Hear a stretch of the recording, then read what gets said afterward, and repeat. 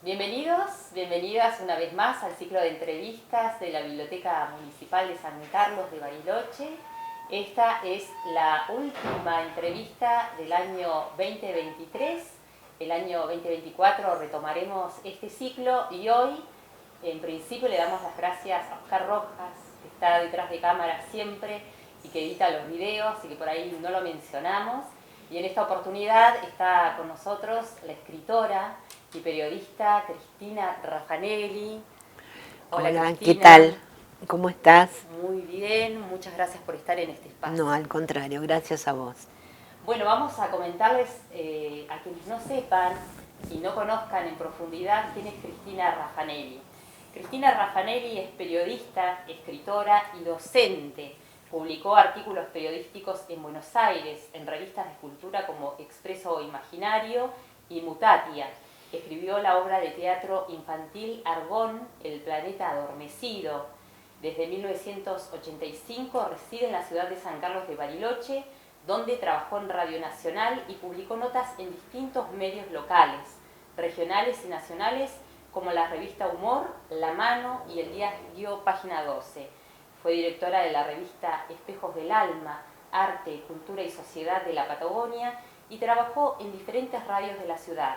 En el año 2007 fue seleccionada por el Fondo Nacional de las Artes para participar del taller Pertenencia de Narrativa a cargo del escritor Vicente Batista, que se realizó en la ciudad de General Roca, y de ese taller surgió una antología titulada Estación 13.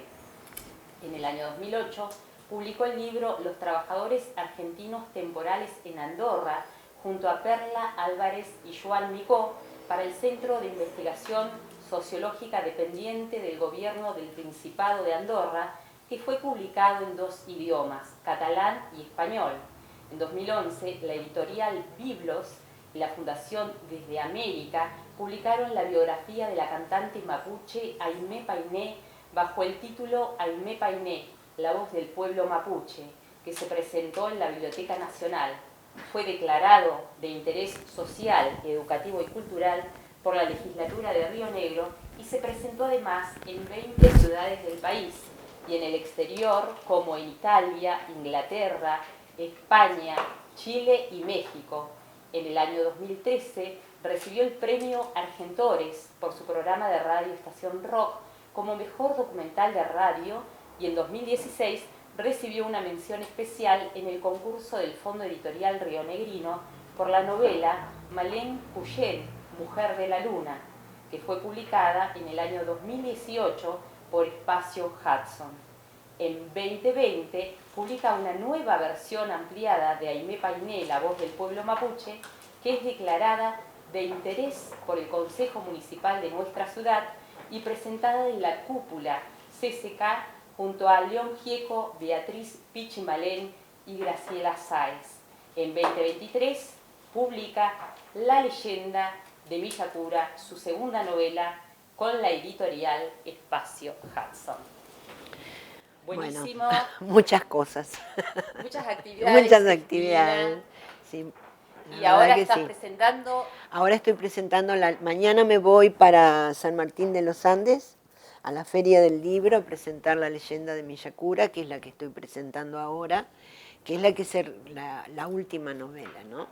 Pero vos ya las leíste a todas. Yo leí las dos novelas y la biografía, así que vamos a hablar un poco sobre todo, pero para empezar, una de las cosas que siempre le preguntamos a los escritores, que nos interesa, porque estamos en una biblioteca, ¿cómo te introduciste en el mundo de las letras? ¿Cómo te introduciste primero como lectora? ¿Hubo algún mediador en tu vida? No, siempre desde chica leí mucho y la escritura vino conmigo siempre. En principio, en el periodismo, yo empecé a escribir y a publicar, ¿no? Porque esa sensación de ver tu nota publicada en papel, firmada, lo empecé a vivir con Expreso Imaginario.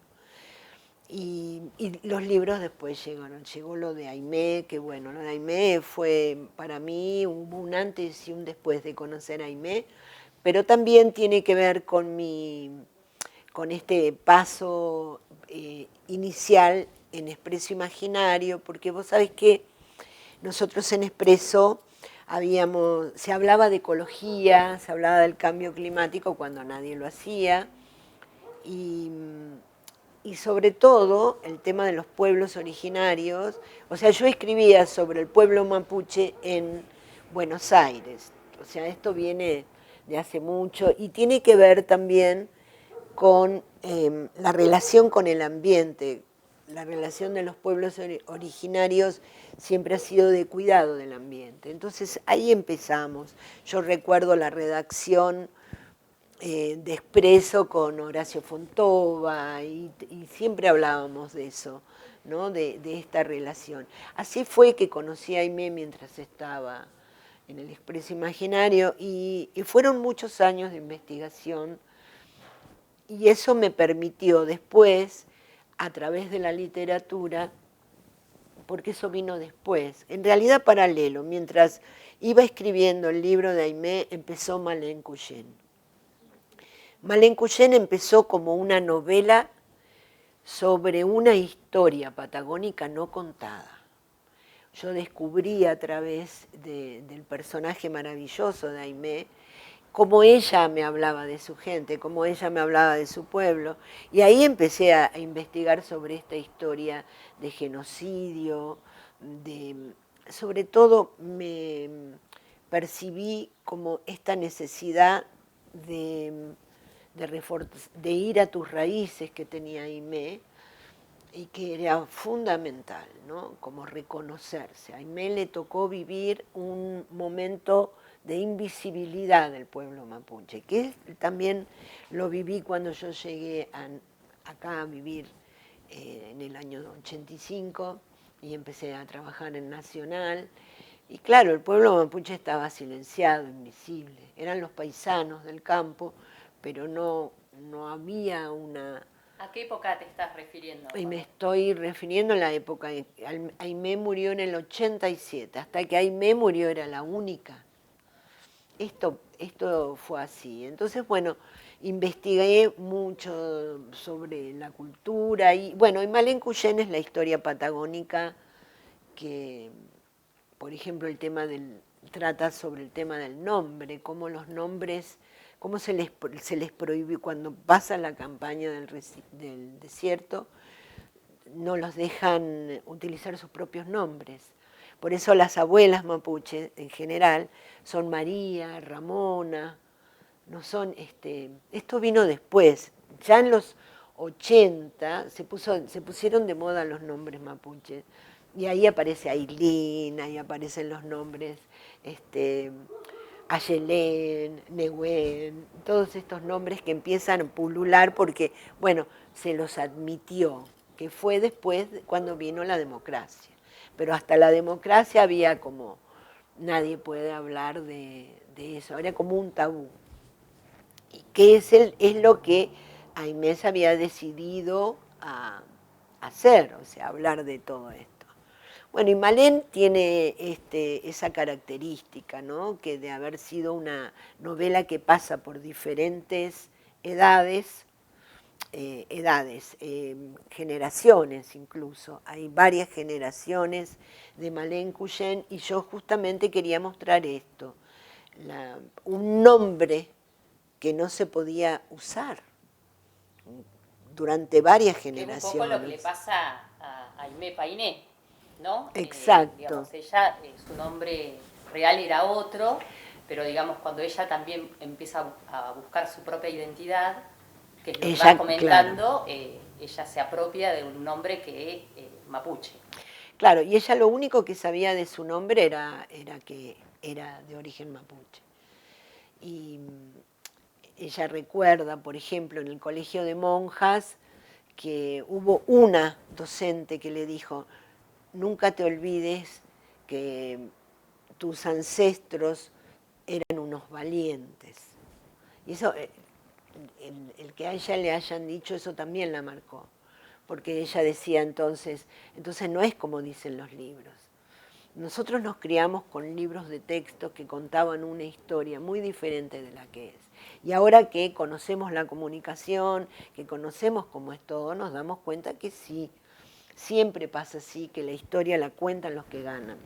En tu rol de comunicadora, vos hablaste de una transformación, ¿no? Que viviste cuando la conocés Sí. a Aimé Painé, pero me imagino que hay como una diferencia entre escribir artículos periodísticos Sí.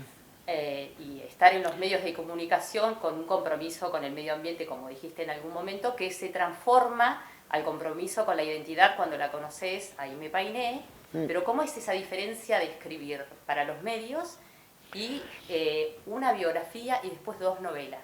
Claro, por un lado están las notas periodísticas, que tuve muchos años escribiendo y es otra técnica, son técnicas diferentes.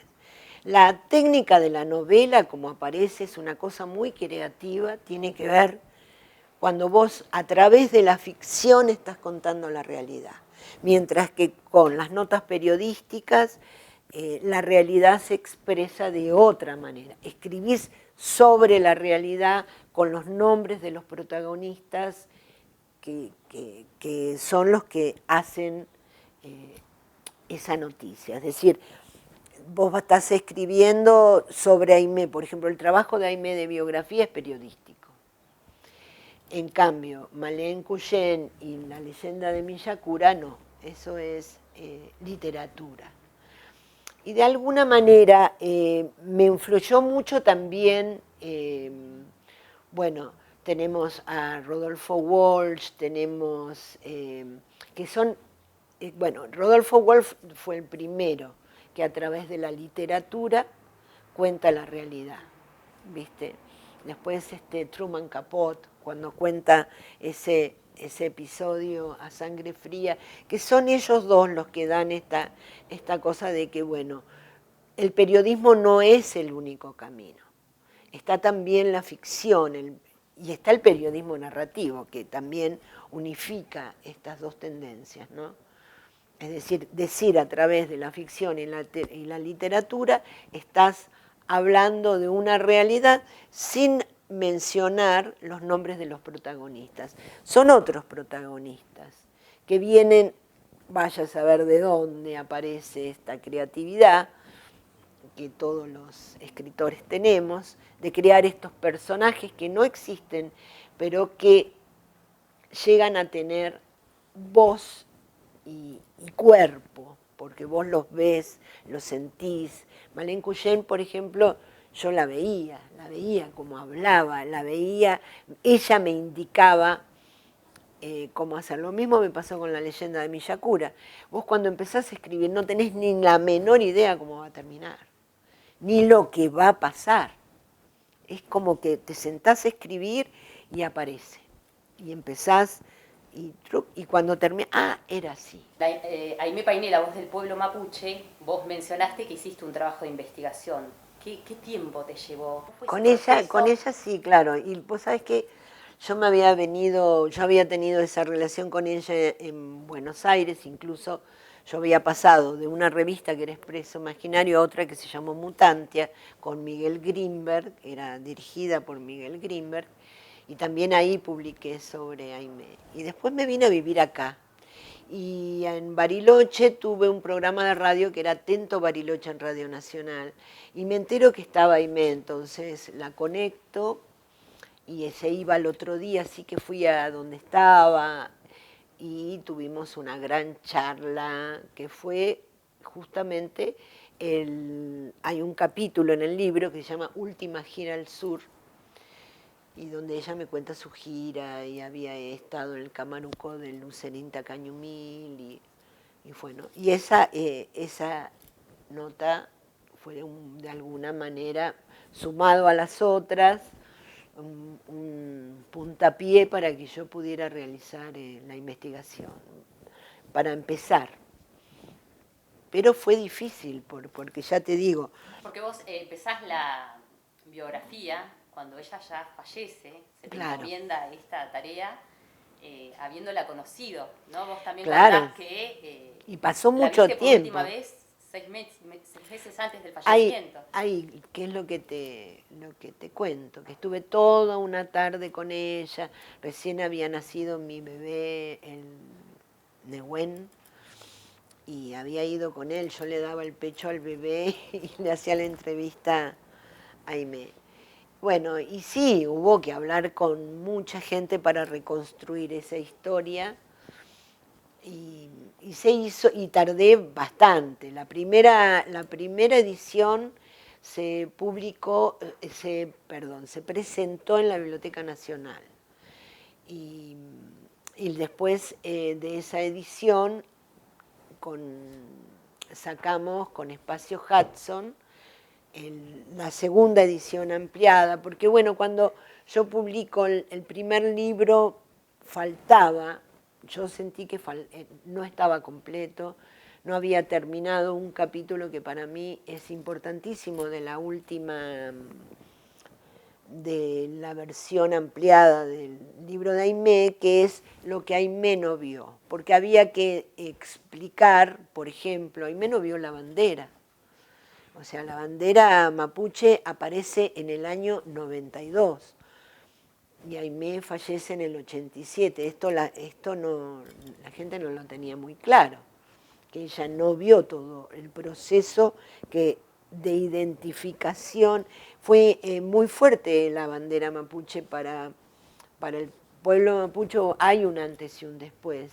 Y sobre todo de los 90, que es cuando comienzan a ver los problemas que vienen a vivir los extranjeros a nuestro lugar y comienzan los juicios de desalojo. O sea, compran tierras con gente mapuche viviendo adentro, que ya se sabía. Entonces, todos esos conflictos no existían cuando Aimé estaba.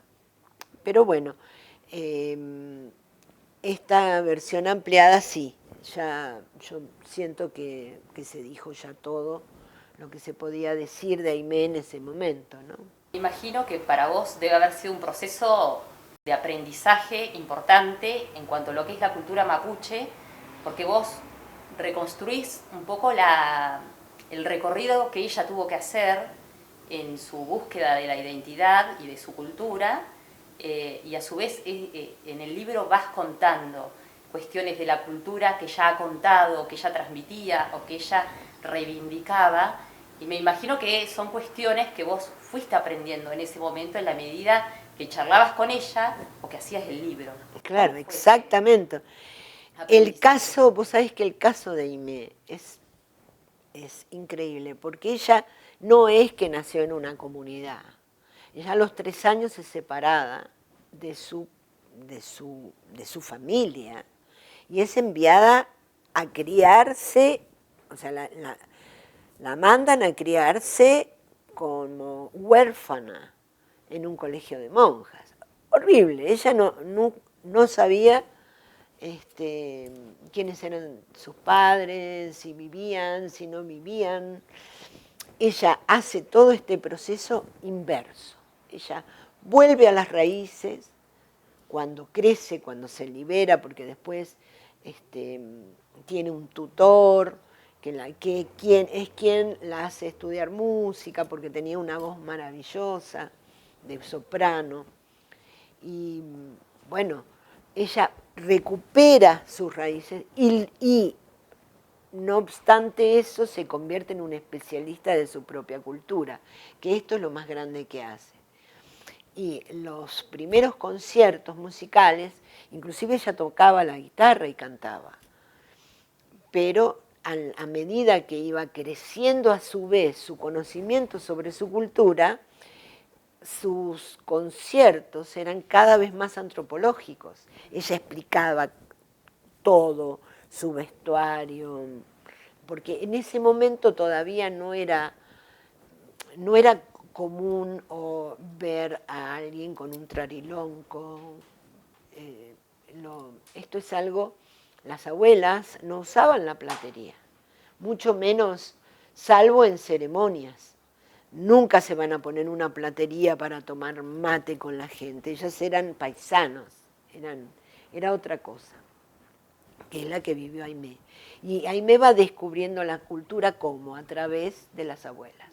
Ella decía que las abuelas eran las las que tenían toda esta memoria ancestral, y ella va armando su propia historia, tanto familiar como cultural, y al fin la empieza a difundir. Entonces, todos sus conciertos, todo eso, ella lo iba haciendo de esta manera, ¿no? Como convirtiendo, y llegó a ser como un especialista. Y claro, y vos la escuchabas a Aimee y aprendías un montón.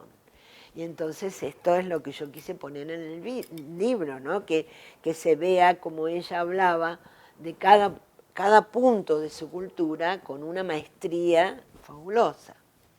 Pero algo que no había adquirido de chica, sino que ella vuelve, hace un proceso interno, que no es el de la Mapuche que vive con su padre, sabe quién es su padre, sabe quién es su madre, sabe el origen de su apellido, de su lugar, y desde ahí se para el mundo y habla desde su cultura. El caso de Aimee, por eso me pareció siempre muy particular, y es muy, muy diferente a muchos, porque ella tuvo que, inclusive cuando ella crece, cuando se libera de su tutor, recién empieza a viajar a Ingeniero Huergo, conoció a su hermano, y con su padre, ¿no? Ella tuvo relación más que nada con su padre y no con su madre.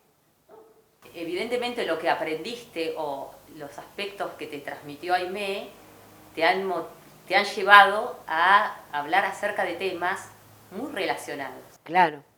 Bueno, y tienen que ver con ese descubrimiento de una historia no contada. Creo que el periodista, y esto tiene que ver con el periodismo, uno siente que tiene que decir cosas en varios aspectos, ¿no? Tiene que decir cosas que no están dichas o investigar cosas que no se saben. Cuando vos decís, bueno, quiero investigar sobre este tema y porque no está dicho, porque quiero ver qué hay detrás de tal cosa. Y la historia del pueblo mapuche, sí, por supuesto, me conmovió, porque es una historia muy cruel, muy triste y muy injusta. O sea, cuando vos ves los problemas, cómo los han despojado de sus tierras, de sus posesiones, y cómo han ocupado los lugares, eso es una cosa espantosa. Entonces, hay que decirlo, hay que decir desde dónde viene eso, ¿no? Y bueno, y Aimee se dedicaba también a hablar sobre esto. Y yo creo que siempre todas las historias que surgen son voces que necesitan ser contadas, que te hablan de ciertos aspectos que otros callan. Entonces, bueno, hay una literatura que está bueno plantearla como eso, ¿no? Como historias de fogón quizás no contadas. Esto es lo que yo digo con Malén Cuyén, con respecto a la identidad. Que Malén Cuyén es una historia que puede ser contada en un fogón, y hay tantas y miles de historias en esta Patagonia de lo que ha sido el copamiento, ¿no? Sí, de la Patagonia, el poblamiento de una Patagonia diferente que quiso anular a sus pueblos originarios y decir, no existen más. Y no existen más en los libros y solamente están en los museos. Y no es así. Bueno, esto es un poco lo que también bueno, en la leyenda de Miyakura vuelve a aparecer también el tema del ambiente y la minería y este conflicto entre progreso y medio ambiente, ¿no? ¿Y qué hacemos? ¿Cuidamos el paisaje o lo vendemos y dejamos en una montaña un agujero horrible? Y bueno, y esto lo que se está defendiendo también es o sea, la minería es una, digamos, en algunos lugares del país, bueno, ya es terrible la contaminación que hacen, pero bueno, ya está, pero no en este lugar. Este lugar es de una gran belleza que tenemos que cuidar entre todos y que la minería puede atentar contra esto, ¿no? O sea, así que bueno, y hay gente que está luchando. Nosotros no lo vemos tanto el tema de la minería acá en Bariloche, sí más al sur, sí en Chubut. Chubut está luchando contra eso. Por eso la novela está no está en Río Negro. Sí está en Río Negro Malén, pero Malén Cuyén es de Chubut. Perdón, la leyenda de Miyakura. En Malén Cuyén haces una reconstrucción de varias generaciones de los personajes. Tocas temas como la inmigración, el exilio, las apropiaciones de tierras, diferentes temas que hacen a lo que se vive, digamos, en estos lugares, en lo que es la estepa, en lo que es la Patagonia. Pero bueno, hay protagonistas mujeres, hay protagonistas que son mujeres originarias. Y ahí también me parece que hay una vinculación, ¿no?, con lo que te motivó. Vos decías que empezaste a escribir un poco en simultáneo, cuando escribías Aimé Painé, escribías a su vez Malén Cuyén. Sí. Pero te permitiste crear personajes que por ahí en la realidad no estaban, o sí, pero bueno, tal vez le cambias los nombres y ficcionás, y tal vez las injusticias se ven, se visibilizan, pero tenés la posibilidad como escritora de darle una vuelta. ¿Cómo fue ese proceso de Malén Cuyén y qué te inspiró? Como decías vos, sentías como que la tenías ahí dictándote la novela. Vos sabés que Malén Cuyén es, y porque justamente como cuando el Malén Cuyén comienza en Inglaterra, y fue lo primero que me vino, ¿no? ¿Desde dónde? ¿Cuándo empieza esta situación? Y bueno, comienza en Inglaterra, cuando vienen los ingleses a la Patagonia, y esto de traer las ovejas blancas, que bueno, y lo que pasa con las ovejas y el guanaco, ¿no? El guanaco como la fauna autóctona que se ve, o sea, invadida por las ovejas que vienen los ingleses a la Patagonia y forman sus estancias en terrenos que eran antes de pueblos originarios. En el sur-sur, porque por un lado está la campaña del desierto, que es la apertura, digamos, que sucede en Río Negro, pero también lo que se ve en Malén Cuyén es lo que pasó. Yo me acuerdo cuando leí La Patagonia Trágica, hay varios libros que son, uno es El Tronco de Oro de Gregorio Álvarez y La Patagonia Trágica, viste, Los Cazadores de Indios. Eso me pareció, pero terrorífico, ¿no?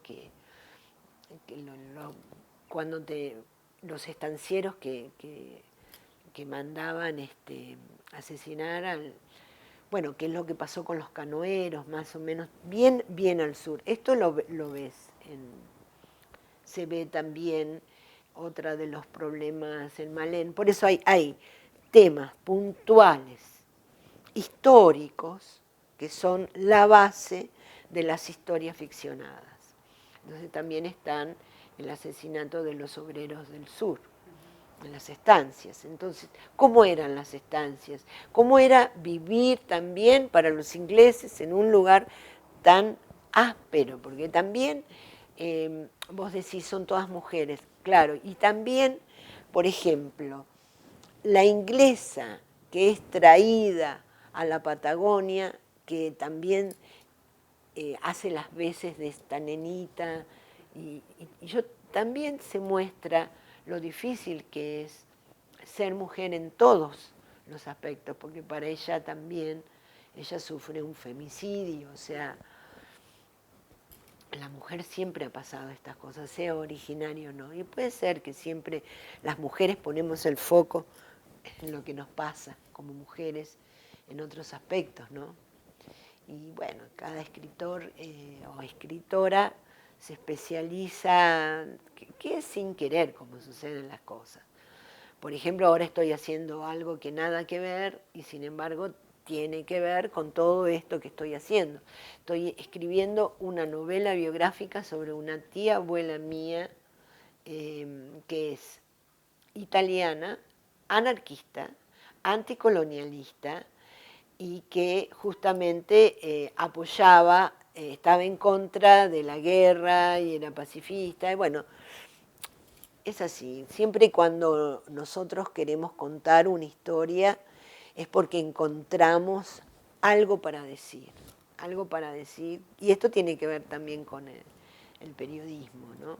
O sea, creo que hay una cosa que se llama el periodismo narrativo que es maravilloso, ¿no? Que hace confluir ambas cosas. Eso es, que es una forma diferente de hacer periodismo, y yo encontré esta forma diferente de hacer literatura, que es investigando sobre temas históricos y en base a esos temas históricos, sabiendo qué es lo que sucede, en base a ahí aparecen estos personajes que te lo cuentan. Entonces no te lo digo desde nombrando las personas exactas que hicieron tal cosa, te lo cuentan transversalmente otros personajes.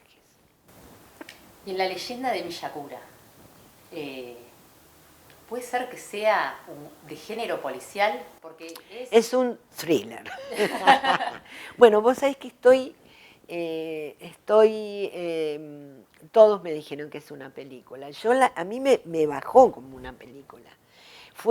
Me salvó la vida en la pandemia, porque era como, viste, no podías ver a nadie. Yo estaba en mi novela. Y entonces, nada, no me importaba nada y esto apareció. Es un thriller. Estoy tratando de estamos con un guionista, todavía no puedo decir mucho, pero sí, la idea es hacer una novela, es un thriller, como también dijeron, road movie, porque viste que se traslada, son dos personajes también muy especiales, que es un metalero y una punk, nada menos, que les toca vivir experiencias, por un lado la punk, todo este tema de la trata, que también ahí tenemos, en vez de hacer una nota periodística sobre el tema de la trata, me aparece en la literatura. Y lo digo, es un tema durísimo, pero por ejemplo, yo conocí a María Cash, ¿sabes? Estaba en Buenos Aires y era amiga de las amigas de mi hijo. Tremendo cómo desaparecen las chicas. ¿Y dónde están? ¿Y por qué? Esto que es tan duro, pero sucede y está pasando. Entonces, no es producto solo de la ficción, es producto de la ficción, pero basado en una realidad. Esto es lo que tiene que vivir la punky cuando ellas se introducen en una red de trata, que de alguna manera las lleva a todo empieza con un asesinato, por eso es thriller. Y por otro lado, a él, el metalero, le toca vivir justamente con una comunidad amenazada por desalojo, injustamente amenazada por un desalojo, y que ellos son cuidadores de alguna manera de esta cueva llena de oro, que hay una empresa de Canadá que quiere, que quiere desalojarlos para hacer ahí una mina de oro a cielo abierto, lo cual sería un horror, porque Cholila es un lugar maravilloso, justamente que atrae a turistas por la pesca, por otras cuestiones. De ahí convergen estas. ¿Y cómo se fue dando? Se fue dando yo decía, ¿y cómo se encuentran? Porque eran como dos caminos, ¿viste? Claro, Él son muchos y elementos ella. que se van juntando. Porque en toda la novela ellos no saben dónde está, él no sabe dónde está ella y ella no sabe dónde está él. ¿En qué momento se encuentran? Ni yo lo sabía. Dije, bueno, en algún momento esto tiene que solucionar, se tienen que encontrar y en qué situación. Y bueno, y se encuentran. Pero no, ¿viste? Pero no hay que espolear. No, no hay que spoilear. Pero sí es un libro que tiene una dinámica que te va llevando, no hay descanso para el lector, es rápida, tiene muchos elementos, muchos condimentos, muchas injusticias sociales, pero que se van imbricando como de una forma ordenada, pero que atrapa al lector a mí me pareció como género policial. Sí, sí, sí, sí. Tiene mucho de eso.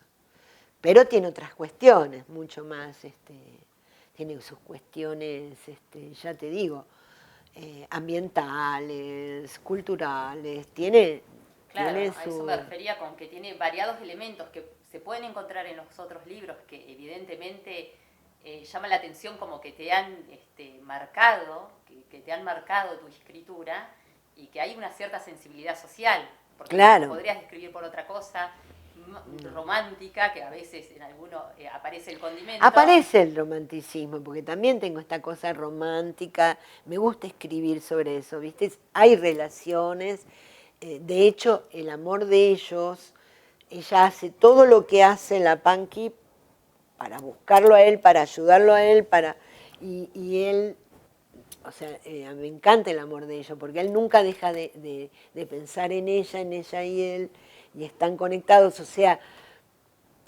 es también una novela de amor, pero también es policial, claro. Y siempre lo cultural y lo social muy marcado en los tres libros, ¿no?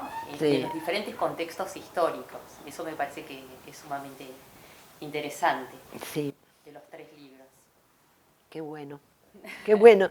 Tengo que agradecer que hayas... No todas las entrevistadoras se toman el trabajo de leer los tres libros. Y sé que lo has hecho. Uno aprende de otras realidades y me parece que por lo menos en los tres creo que hay un compromiso cultural porque mencionás cuestiones y se ve que has investigado y el lector también aprende de alguna manera, no solamente se entretiene, disfruta de una obra de arte, sino que a su vez aprende de algo que por ahí puede desconocer, que por ahí no es su interés buscarlo en otro lado. Y aparte tiene investigación, también la novela, también la leyenda de Miyakura, hay investigación. Por ejemplo, investigué, fíjate, como entorno, como en el tema de la minería en Canadá, siempre hay cosas que yo mando dentro de la novela y que está basada en una realidad, ¿no? Por ejemplo, investigué en Canadá que, por ejemplo, ellos no reciben denuncias de lo que sus empresas canadienses realizan en el exterior. O sea, vos le querés hacer un juicio a una empresa canadiense y en Canadá no lo reconocen. Entonces, eso también está, y es una realidad, ¿no? De cómo, qué sucede cuando vienen estas empresas, contaminan y después se van y no hay a quien reclamarles nada. Y esto ha pasado en las minas del norte y ha pasado. Pero bueno, siempre uno cree que el progreso pasa por ahí, porque vengan, como que los extranjeros son los que te van a traer el progreso y siempre está con esta dicotomía, ¿no? Que siempre está bueno defender los recursos naturales de nuestras regiones, ¿no? Que no está bueno que se lleven, ha pasado en Potosí, ha pasado en tantos lados, que se han llevado siempre históricamente. Yo siempre dije, yo tengo mi versión especial sobre la colonización, ¿no? Que si la colonización, en vez de haber sido esto, vengo a someter al pueblo originario, al pueblo de ese lugar y a decir, todos los recursos de ustedes son míos y llevármelos a Europa, hubiera habido un intercambio de conocimiento, no de sometimiento, otra hubiera sido la historia. Yo creo que ahí empieza todo, ¿no? Con la llegada del hombre blanco a Latinoamérica, y ahí comienzan los graves problemas. Cristina, ¿qué retroalimentación tenés de tus lectores? ¿Qué devoluciones? Mira, hasta ahora los que lo han leído me han dicho que se lee, que se atrapa, que atrapa y que no la pueden dejar, y que tuve muchos lectores que sí, y bueno, y eso está buenísimo, que pueda haber algo, a mí me encanta eso, porque si no, nunca llegas al final. Viste que hay libros que empezás a leerlos y que no te terminan de atrapar. Yo tengo muchos libros empezados, viste que pasa esto, en las lecturas, esto nos pasa en los lectores, entonces es importante que te atrape lo que estás leyendo, ¿no? Y espero lograrlo. Vos que sos escritora, sos docente, además de periodista, ¿qué opinás de las TICs, de las nuevas tecnologías de comunicación y de información, y si están atentando hoy con la lectura? Yo creo que la pantalla atenta contra la lectura porque, bueno, de todas maneras hay que tratar de incorporar la literatura a los celulares, porque no tenemos otra. Pero es difícil.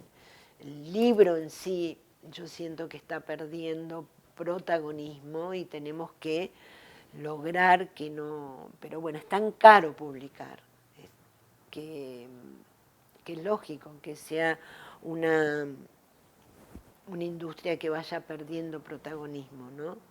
Los chicos cada vez leen menos, y la pantalla yo creo que es el tema del razonamiento rápido. Hay gente que no le cuesta concentrarse en una lectura de muchas hojas. La pantalla lo que crea es el... Y a los adultos. ¿No? O sea, el razonamiento rápido, te lo digo en pocas palabras y ya está. El no profundizar, el no meterse, y sí, obviamente. Estamos en un momento que hay que defender los libros, porque si no, lo que sí hay que buscar nuevas formas, puede ser los audiolibros, que también están, o ya últimamente muchos libros que se vendan como PDF, que sea, porque la gente está más atada a un celular y capaz que te lee más desde el celular que comprando un libro. Entonces sí, estamos en un momento difícil. Es lo mismo que pasó con el cine cuando apareció el video casero. Cuando vos podías tener tu video casetera e ir a un video, también perdió el cine. Antes se tenía esta costumbre de ir al cine. Nosotros acá no la tenemos directamente, pero en Buenos Aires... ¿Vos transmitís de alguna otra forma que el soporte físico tu material? No, hasta ahora no, pero bueno, por eso digo, por ejemplo, el libro de Aimé está agotado, hay que hacer una reedición. Y bueno, entonces va a llegar un momento que yo pensaba, o se reedita bien, o lo vamos a tener que poner en internet para que la gente lo lea. Y no está bueno tampoco poner todos tus libros en internet y que la gente los lea de esa manera. Está bueno que esté el libro, ¿no? Bueno, lo estoy diciendo en una biblioteca que supongo que también para ustedes mantener el protagonismo del papel es importante.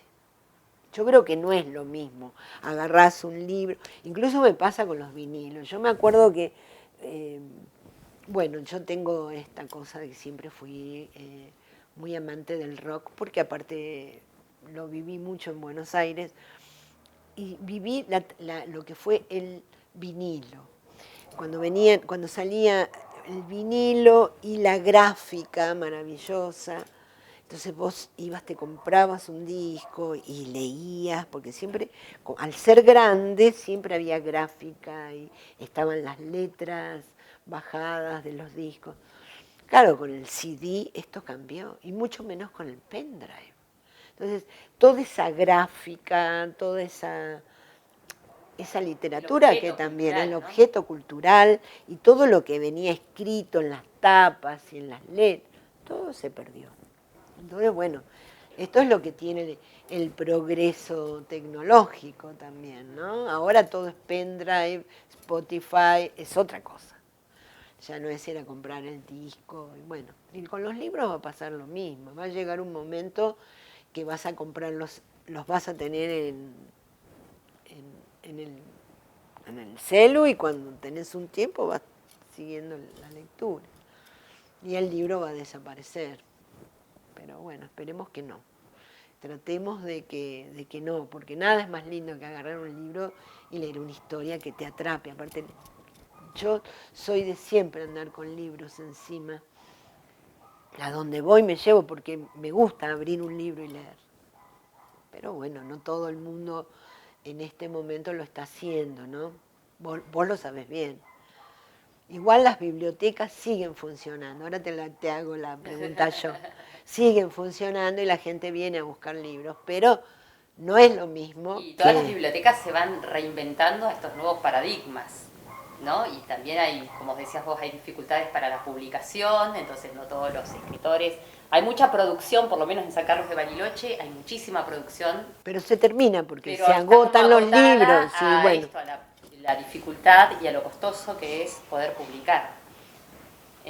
Pero bueno, y como decías, las bibliotecas se reinventan, hacen otras actividades. Claro. No están muertas aún, están dándole batalla. Es que justamente yo creo que la defensa del libro y es fundamental. No es lo mismo un libro que un PDF que lo ves no es lo mismo. Agarrar un libro tiene otra cosa, tiene otra gráfica, otra cosa que te acompañe ese libro durante... Yo tengo libros que me acuerdo cuando los leía, están relacionados, así como relacionás la música te trae un recuerdo de una época tuya cuando salió ese disco, o las canciones y los temas te hacen acordar a un momento de tu vida, también el libro. Yo me acuerdo cuando lo leía, en qué situación estaba, y también te retrotrae a momentos del pasado, de ese pasado donde vos lo leíste. Entonces, es todo. Un libro resume todo.